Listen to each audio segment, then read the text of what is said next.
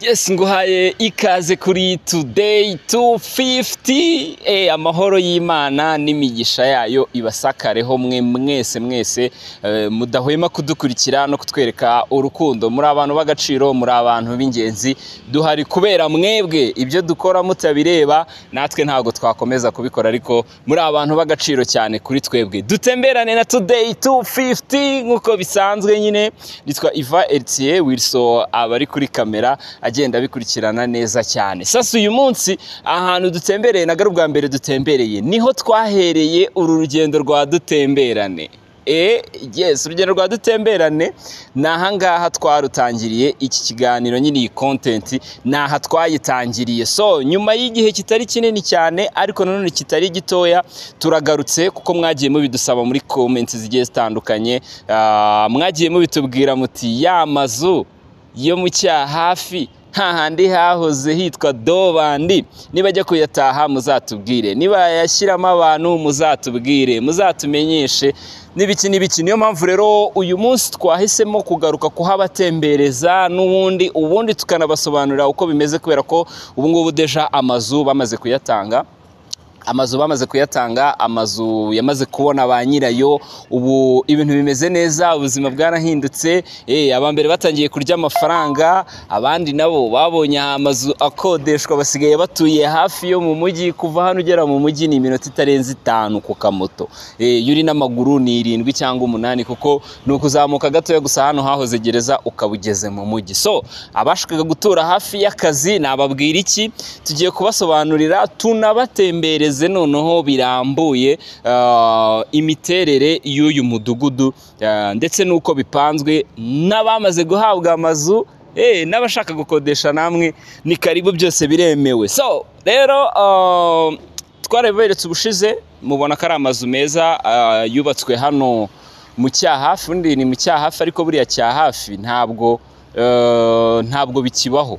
Hari umurenge wa Cyahafi kera, ariko byaje guhinduka. Ubu ngubu ni mu murenge wa Gitega. Aha ni mu murenge wa Gitega turi.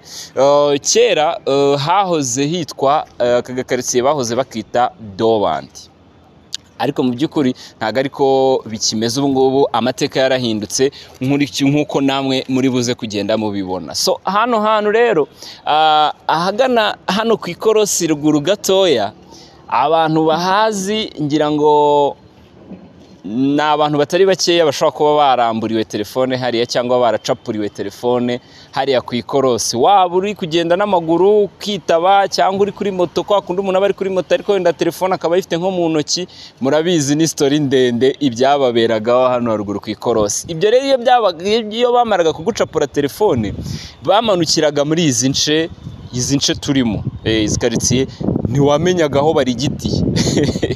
Bari gucapuraga abatipe bagahita bamanuka ebana, ubwo kabukuyeho bikaba birarangiye. Ariko ubu munsi ntago ariko bikimeze, ntago bigishobotse, kubera ko hahandi bacaga mu tuzu tumeze ukuntu ntabwo tugihari. Ubu ngubu ni ama etage. Ese ubu ukurikije ukuntu uri kubibona n'inyuma yanjye, wacapura umuntu ukamukwepera hehe? Ese kwibaho wakwinjira mu rugo rw'umuntu gute kandi udasanzwe uba muri iyo etage?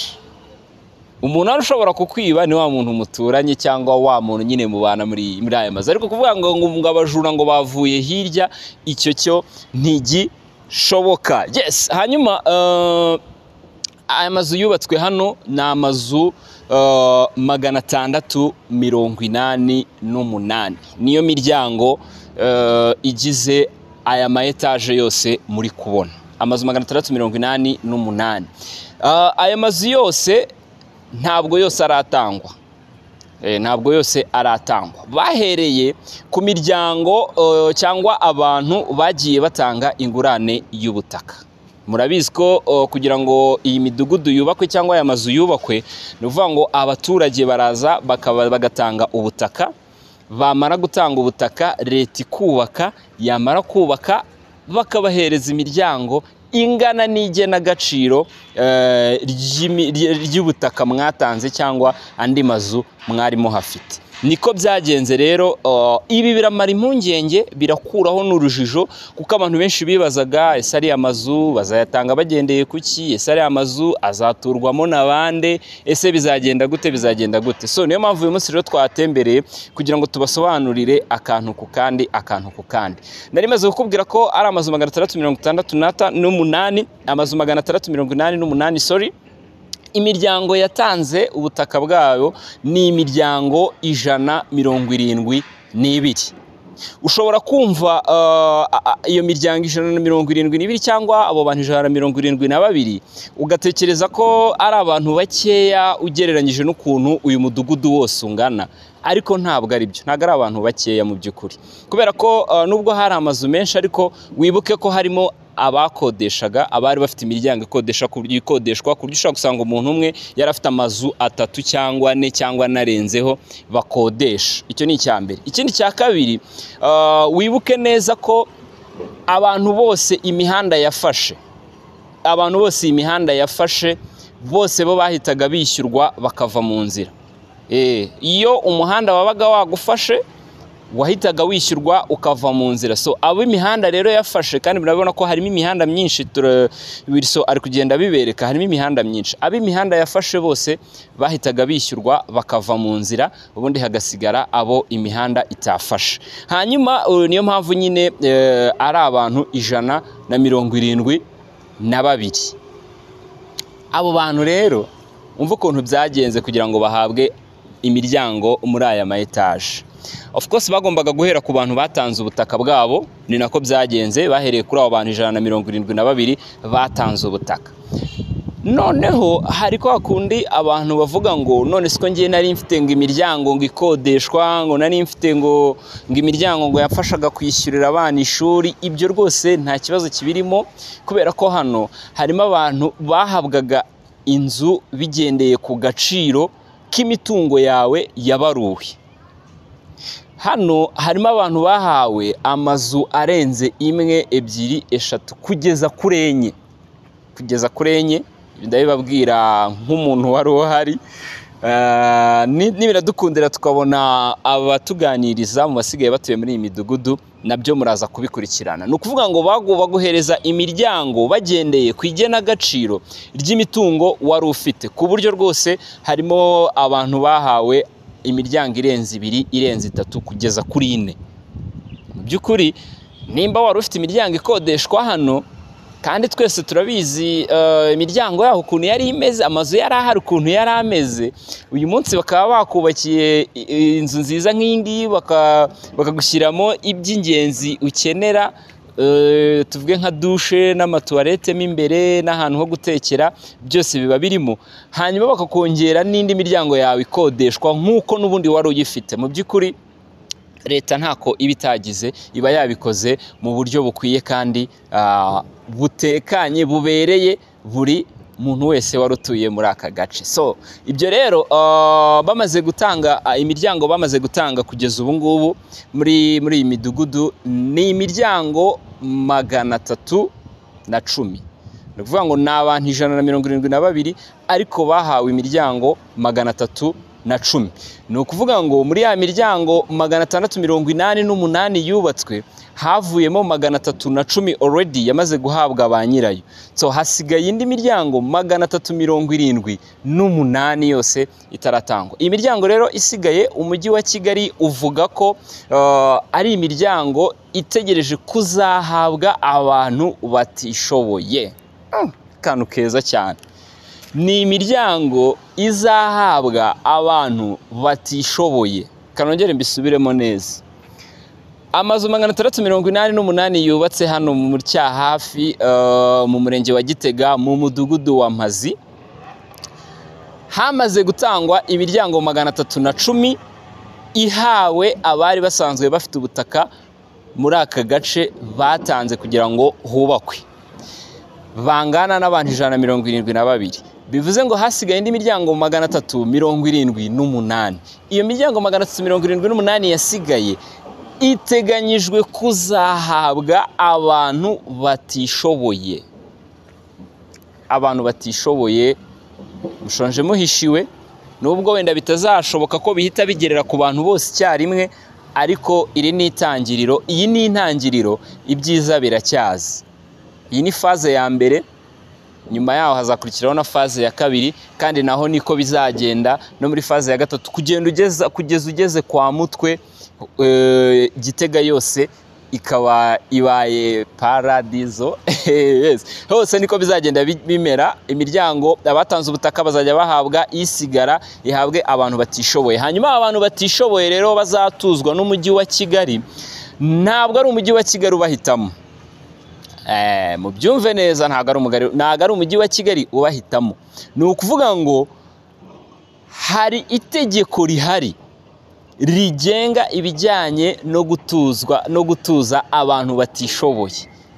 Ni itegeko, ni ibwiriza. Ibintu nk'ibyo ngibyo murambabarira, ntabwo ibintu by'amategeko mbisobanukiwe cyane, ariko hari uburyo buhari, hari reka mbyite itegeko cyangwa se amabwiriza agenga uburyo bwo gutuza abantu batishoboye, kubera ko ni ibintu biri ku rwego rw'igihugu, ntabwo ari ibintu by'umujyi wa Kigali gusa, n'ahandi no mu zindi ntara tujya twumva abatishoboye batuzwa. Rero hari uburyo bikorwamo, ubwo buryo rero bugengwa nyine n'iryo teka riba ryarashyizweho.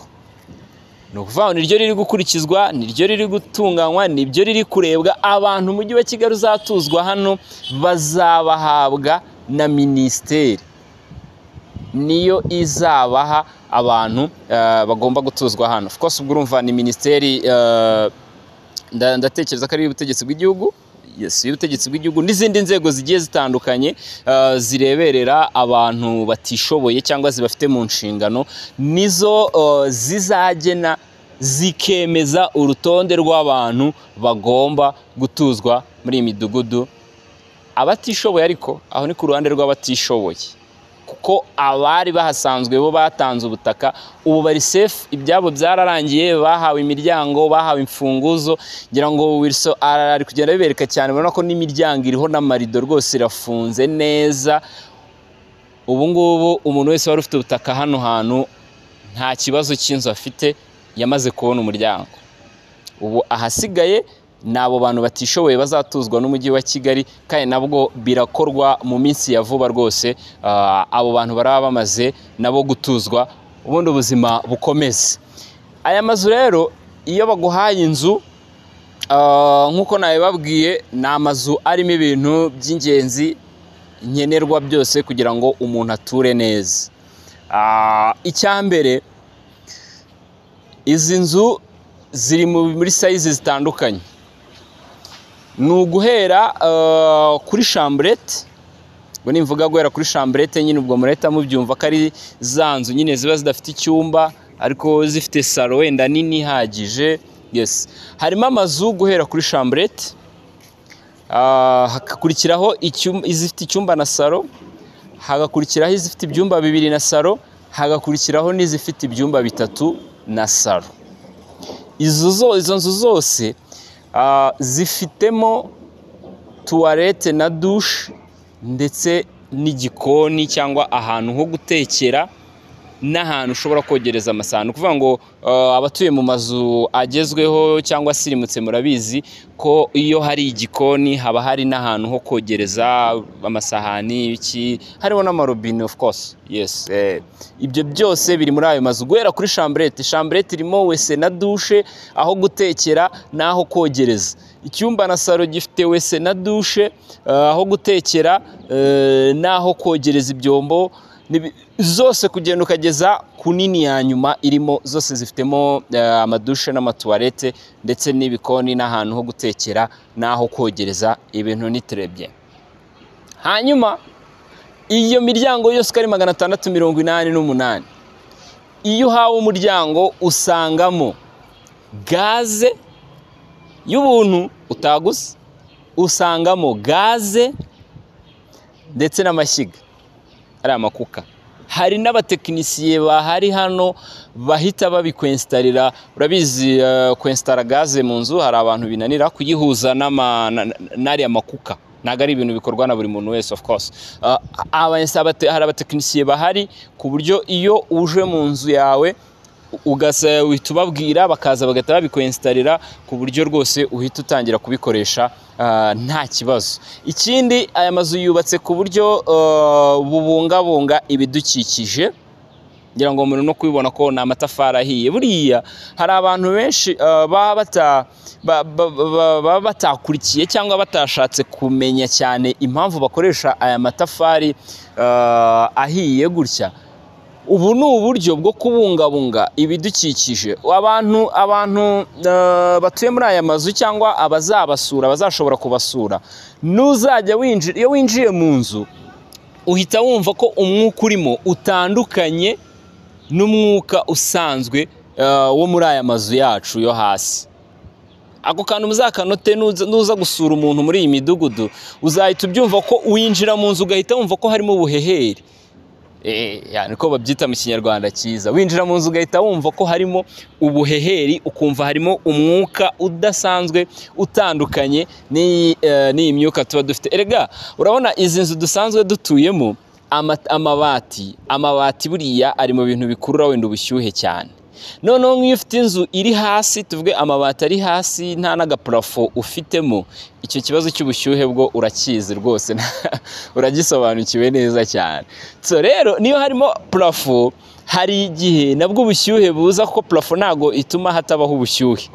Ubushyuhe n'ubundi buraza, wenda buragabanyuka kubera ko harimo agaparafo, ariko still n'ubundi ubushyuhe buba bukirimo. Rero bitandukanye n'aya mazu. Aya mazu yo urabona nta nuze ziriho.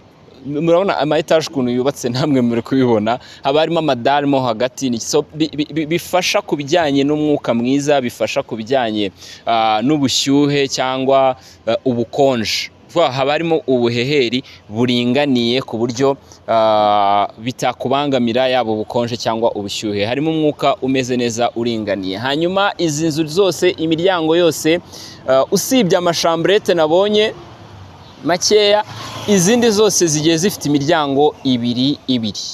Uvuga ngo umuryango wa hano imbere n'undi muryango w'inyuma. Umuryango w'imbere n'uw'inyuma. W'imbere n'inyuma. Uvuga ngo imbere aba ari muri salo, inyuma aba ari ugutunguka nyine mu gikari, of course. Kandi murabizi ko kuva na kera Abanyarwanda bakunda mu gikari, ubundi bahitaga mu mbere, ngo dukomeze mu mbere cyangwa ese uragera mu mbere. So izo rero ni details z'aya mazu yubatse hano mu mudugudu wa Mpazi twagombaga kubabwira. Ngira ngo Wilson nawe ari kugenda abereka neza ukuntu hameze kuri 5x5 ku mashusho. Ngira ngo muri kubibona neza cyane. Hari n'isoko ryabubakiwe, isoko rirahari rimeze neza cyane, naryo riri ku rwego rugezweho. Hari imirinda nkuba ku buryo nta kibazo rwose gishobora guturuka ku bijyanye n'inkuba. Hari imirinda nkuba ihagije. Amakuru dufite nuko uyu mudugudu wose ugomba kuba ufite internet, ugomba kuba ufite connection ya internet, ibintu bimeze neza bazahatura, urumva bizaba byoroshye. Of course n'isoko, hari ikigega kinini gishobora kugemura amazi mu gihe habaho ikibazo cy'ibura ry'amazi. Hari ikigega kinini cyubatse ahagana ruguru, nibidukundira naho turaza kukibereka, gishobora kugaburira amazi aka gace kose mu gihe haba habaye ikibazo cy'ibura ry'amazi. Hari amafosi ku buryo amatuwarete yose ari muri aya mazu hari aho agenda akabimenera hamwe mu mafosi ku buryo kuvidura n'iki nabyo bitazajya bigorana. Hanyuma rero abantu baribaza bati gukodesha ese birashoboka, ese kugura birashoboka, ese bla bla bla, ibyangombwa by'ubutaka barabihawe, ibintu nk'ibyo byose ndagira nkubwire ngo birashoboka. Ubu ngubu tuvugana abantu bose bamaze guhabwa imiryango mo hano. Umujyi wa Kigali wari wabahaye kuko hashize icyumweru. Ubu hashize icyumweru aya mazu atanzwe, abambera b'inkwakuzi batangiye kuyaturamo, icyumweru kiruzuye. Umujyi wa Kigali wari wabahaye iminsi itari myinshi, mu minsi mikeya bose baramaze guhabwa ibyangombwa by'ubutaka bwabo nk'uko n'ubundi bari babifite na mbere. Ubu ngubu bikiri gukorwa n'ibyangombwa by'ubutaka. Mu minsi rwose mikeya abahawe imiryango bose bazaba bamaze guhabwa n'ibyangombwa by'ubutaka, ku buryo kugurisha biremewe. Nk'uko n'ubusanzwe ugenda ukagurisha inzu yawe, na hano rwose biremewe. Mu gihe icyangombwa cy'ubutaka ibyangombwa by'ubutaka bizaba byasohotse, bari babahaye ibyumweru ndakeka ni 2 cyangwa 3, mu gihe icyangombwa cy'ubutaka kizaba cyasohotse umuntu azajya aba yemerewe kugurisha rwose. Ushaka kuza ukavuga uti njyewe umuryango wanjye mfitemo imiryango wenda 4 cyangwa 3, reka nshake hamwe ngurisha nikenure mu bundi buryo, birakureba, ariko biremewe rwose kugurisha mu gihe ibyangombwa by'ubutaka byose bizaba byamaze gusohoka, kugurisha bizaba byemewe. Icyo ni icya mbere. Icya kabiri, gukodesha nabyo biremewe. Urumva dutangira gusobanurira ko hari abantu bahawemo imiryango irenze 2, 3, 4, ntabwo iyo miryango yose umuntu umwe yayituramo, ntabwo bishoboka. Of course gukodesha bizaba biremewe kuko n'ubu tuvugana hari abamaze kuyikodesha. Ni kuvuga ngo ababaga hano barimuwe bagiye gutura ahandi. Nyuma y'uko amazu yuzuye ntabwo ari itegeko ko bazabagarura ku ngufu. Hoya, umuntu ashobora kuba ahantu yagiye wenda n'ubundi ari ahantu yari afite inzu ye nahatuye, ntabwo ari ngombwa ko yongera kugaruka hano. Icyo gihe iyi miryango yizakora iki? Icyo gihe imiryango ye agomba kuyikodesha, agomba kuyishyiramo abapangayi, akajya yibonera ku mafaranga. Bazitaha hano hafi ku muhanda ibintu byari byacitse kubera ko abanyira aya mazu n'ubundi batazaza kuhatura, bahitaga bakodesha, bahise babona abakiriya baza kuyaturamo, babakubita ibiceri bajya kwisereburira. So urumva rero biremewe gutura hano rwose, ni free. Abantu bakorera mu mujyi, abakorera Nyabugogo bashaka kwegera akazi, muze mufate amazu, muze mufate imiryango muri aya mazu, murabona ko hameze neza cyane. So mwakoze rero, twagombaga kuza kuhabatembereza nk'uko n'ubundi twahaje kuhabatembereza bakiri kuhubaka. So ubwo basoje rero nabwo twagombaga kugaruka tukabasobanurira uko bimeze n'uko byagenze. Ubundi nababwira iki? Gahunda ihari nuko nyuma y'uko uyu mudugudu warangiye hagiye gukurikiraho ikindi gice gikomeza hirya. Abatuye hirya nabo umujyi wa Kigali watangiye kubateguza ko bagomba kwicara biteguye, nabo isaha yariyo yose baraza gusabwa kwimuka, naho bubakirwe nka gutya, ubundi baze bahabwe imiryango cyangwa bahabwemo amazu. Sinzi nimba ariko tubitekereza cyangwa ariko ngiye mbitekereza gusa, ariko uburyo bwo gutura ujya hejuru nabonye butandukanye no gutura bisanzwe dukwirakwira hasi, kubera ko nimba hano bakubwira ngo haba imiryango 172 niyo yari ifitemo ubutaka, uyu munsi hakaba hari amazu 688. My friend, urumva ko bikube inshuro, wumve inshuro byiyongereye.